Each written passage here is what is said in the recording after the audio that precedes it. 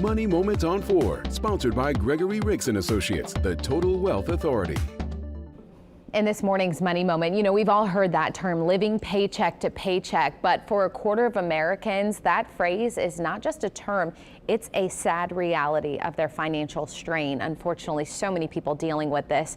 Now, Bank of America Institute defines living paycheck to paycheck as a household where necessity spending is more than 95% of their income, leaving their relatively little money left over for any of those nice things to have, or even, discretionary spending or savings.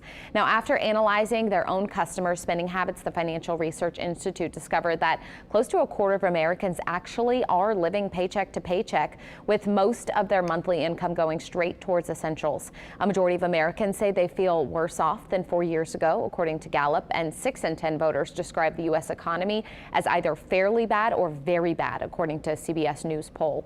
And it's not just low-income households living paycheck to paycheck. Around 35% of households, so we're talking millions, with income below $50,000 a year are living paycheck to paycheck, up 32% in 2019. That's according to the Internal Bank of American data. Meanwhile, about 20% of households earning $150,000 or more are living paycheck to paycheck. That's according to Bank of America's Institute findings. It's largely because they have high fixed housing costs.